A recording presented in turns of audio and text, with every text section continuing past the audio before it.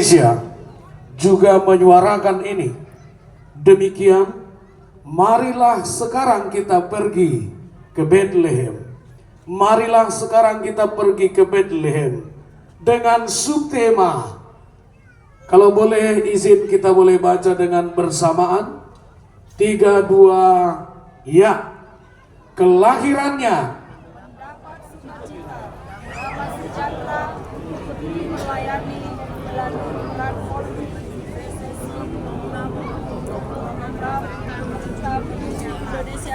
ya, pastikan Bapak Ibu jemaat ada kertas acaranya. Karena masa depan hadiahmu nanti ada di situ. Ya.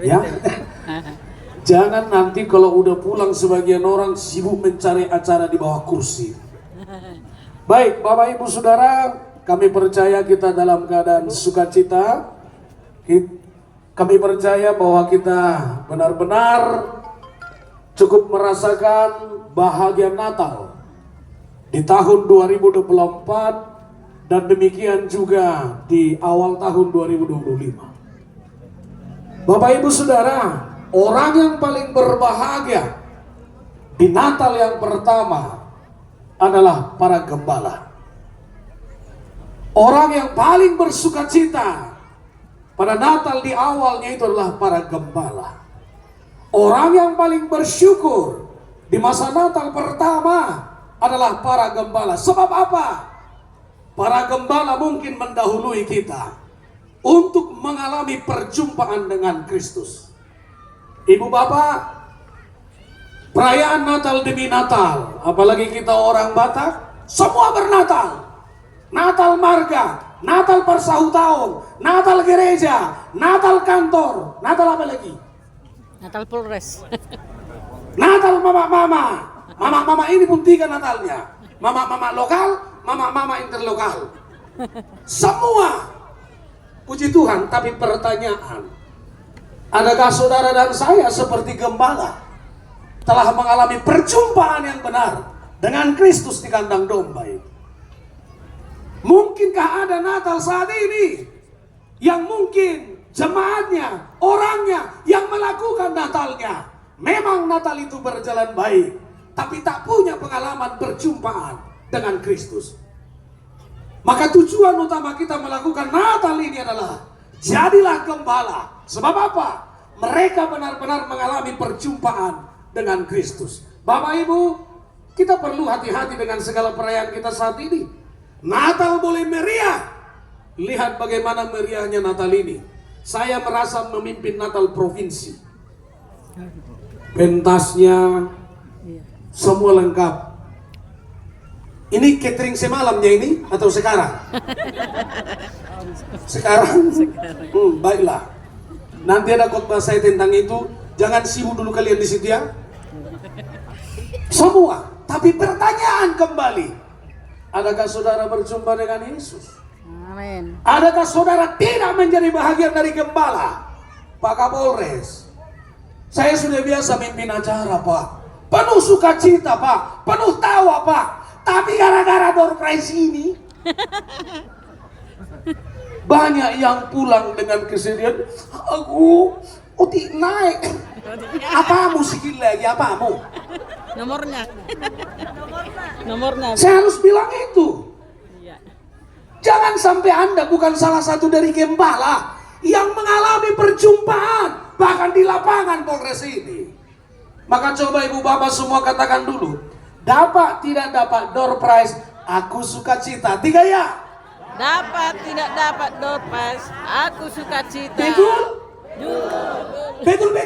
Betul. Awas kalau ada yang bilang nanti pas sudah masuk hadiah utama karena lambat kali yang dapat itu batal. Betul lah itu ya. Lumayan juga laki rohamu. Oh. Ini persoalan kita. Natal boleh meriah, luar biasa dengan segala fasilitas. Tapi begitu ada orang yang tak makan 5 orang, ribut seribu-ributnya. Maka semua boleh bilang, makan tidak makan saya bersukacita. Makan tidak makan saya. Wah dulu ini persoalan besar. Makan tidak makan. Catering pulang kalian. Udah beres di sini. Udah beres. Benar. Pak, Bu, Natal itu bukan berlalu tanpa masalah. Besar masalahnya. Natal itu berlalu bukan tanpa pergumulan. Pergumulannya berat. Maka tadi rombongan Pak Kapolres masuk liturgi. Wah, mama tadi ada yang baper itu. Sudah lama tangannya nggak dipegang. Itu pun bapak-bapak lupa ketika turun sendiri nenek sendiri. Pak, Bu, walaupun begitu jangan berantem nanti. Pak, yang malunya aku tadi mendengar aku. Bu, percayalah. Di Natal ini kau percaya, jadilah gembala. Mau kayak manapun bentukmu, udah seriusnya kami mencintai kalian. Jangan sampai kau bilang itu pergumulan sehingga habislah perjumpaanmu dengan Kristus. Sekali lagi jadilah gembala. Jadilah gembala. Di luar itu jangan. Bukan tanpa masalah, bukan tanpa pergumulan, tapi mereka tetap bersyukur. Saudara-saudara yang terkasih, jika malaikat pernah mendahului kita untuk mengalami perjumpaan dengan Kristus, ini yang kedua. Mereka memproses perjumpaan itu dengan sederhana. Mari sekarang ke Betlehem. Ketika mereka sudah bicara dengan malaikat, ketika mereka sudah mendapatkan konfirmasi, ibu bapak lihat, mereka tidak perlu menciptakan perbandingan atau pertimbangan yang mereka anggap berat. Mari kita berangkat, mari. Bapak ibu, kita harus melatih diri untuk bertemu Tuhan. Tak perlu minta persetujuan dari siapapun. Maka saat itu saya merasa para gembala katakan begini, marilah kita ke Polres Toba. Pertanyaan pertama Anda gembala itu orang Batak adalah, cair dong? Cair. Oh, cair. Cair dong. Gembala tidak sempat memikirkan itu. Gembala tak sempat bilang, ongkos kita apa? Nanti pulang dari sana bawa apa? Tidak. Sekali lagi, ternyata perjumpaan dengan Tuhan tak perlu minta persetujuan dengan siapapun. Gembala juga tak bilang, bagaimana kawan-kawan, berangkatnya kita?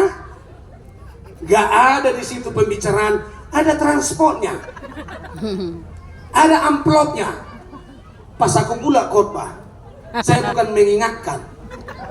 Kalau misalnya ada, ya kalau misalnya.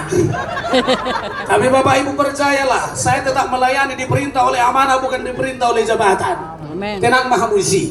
Ada tidak ada itu nanti, aku akan sama denganmu, pulang dengan sukacita setelah mengalami perjumpaan dengan Kristus. Amin. Amin. Panitia menjauhlah. Menjauh. Saudara, seringkali kita apa pertimbanganmu di Natal ini rupanya, sehingga seolah-olah saudara harus minta persetujuan dari pihak lain, pihak kedua, pihak ketiga, atau pihak mana lagi, hanya untuk mengalami perjumpaan itu. Apa yang menghalangi saudara? Apa? Saya yakin Natal menjadi berkat bagi kita. Sebab apa? Tukang jahit akan bersukacita, yes. Yes. Salon juga. Bu, Pak, gak percaya. Sampai saat ini, Natal sudah berlalu. Saya pimpin Natal mungkin puluhan. Bahkan sudah tahun baru. Ibu-ibu Bayangkari catat baik-baik. Saya tak terpikir beli baju baru.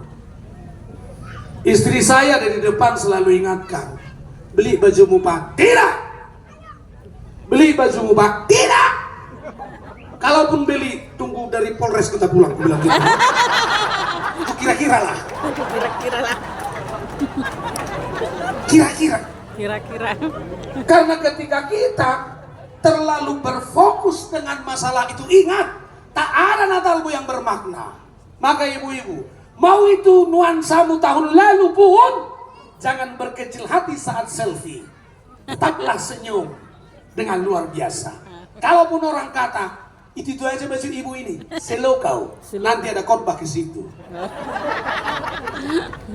Apalagi rupanya yang kita anggap beban, sehingga kita merasa terhalang berjumpa dengan Kristus. Fasilitas di luar dirimu tak ada hubungannya dengan perjumpaan dengan Yesus. Ingat itu. Maka ini sering saya bilang, ibu bapak, kalau kamu mau ke gereja lah. Jangan sempat ada di otak kita untuk menunjukkan sesuatu di luar hatimu dan imanmu. Ibu bapak, Yesus sedang tidak peduli saudara naik apa ke sini. Tuhan sedang tidak peduli saudara pakai mobil kah, pakai sepeda motor kah, pakai sepeda kah, jalan kaki kah. Yesus tidak peduli itu. Karena apa? Itu sebenarnya fasilitas di luar dirimu yang tak ada hubungannya dengan perjumpaanmu dengan Kristus. Maka perjumpaan itu adalah sukacita dan syukur yang berada dalam hati orang-orang yang benar. Saya selalu bilang, Pak, Bu, belajar bersukacita dalam iman bukan dengan sesuatu yang Anda dapatkan. Apalagi ketika Anda, setelah Anda membandingkan diri Anda dengan orang lain, maka syukurmu akan menjadi syukur yang paling munafik. Sebab apa? Ibu-ibu, jangan terlalu bangga menjadi putih ketika baru saja si Ronggalo lewat dari mukamu. Saudara tidak perlu bersyukur begini. Kawanmu itu udah doktor loh, udah S3. Kau masih tamat SMA. Gak ada di dalamnya itu yang menghalangimu sebenarnya bertemu dengan Tuhanmu. Karena itu berada di luar dirimu. Maka selalu saya bilang, bahkan Bapak Ibu, ini sering saya khotbahkan kepada mana singer kita. Wahai para singer, bernyanyilah kau kepada Tuhan dengan rohmu, bukan dengan mulutmu. Bahkan bukan dengan suaramu yang merdu. Sebab Alkitab katakan apa? Pujilah Tuhan hai jiwaku. Dan kita harus yakin, orang yang bisu pun dia boleh bernyanyi. Maka ketika penyanyi-penyanyi rohani lupa diri, dia tampil berdiri sebenarnya adalah untuk how to serve Jesus. Bagaimana melayani Yesus. Bukan soal saya tampil di sini. Itu berbahaya. Nah, saudara-saudara, ambil keputusan yang tepat. Ini yang ketiga. Ketika bertemu Yesus. Pak, Bu, kalau ingin bertobat, jangan tunggu waktu ya. Jangan.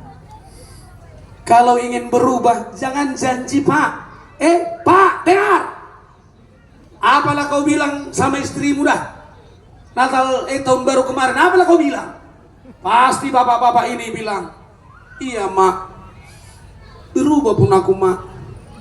Kapan? Lihat nanti lah Mak. Bapak, ternyata para gembala itu ambil keputusan yang tepat. Kapan? Sekarang. Begitu firman Tuhan ini bisa menguasai hati dan pikiranmu. Perkataanmu sekarang adalah sekarang, bukan nanti. Terkadang ini juga masalah. Terlalu banyak kita mengulur waktu soal kapan kita bertemu dengan Tuhan. Kita sering minta tolong Pak sama jemaat, Pak tolonglah bantu pelayanan di gereja kita. Jadilah Amang calon sintu. Masih muda kita. Amang, gak semua manusia sempat tua lo. Masuk mau mati aku. Itulah mungkin. Baru dia bilang, jadi bu jadi. Jangan tunggu waktu. Nobody knows. Tidak ada yang bisa jamin Pak. Bahkan kita keluar dari lapangan ini. Maka ketika Yesus katakan, sekarang di tempat dudukmu itu, di posisimu itu, jangan lagi ulur waktu untuk berubah, berjumpa dengan Kristus di masa Natal itu.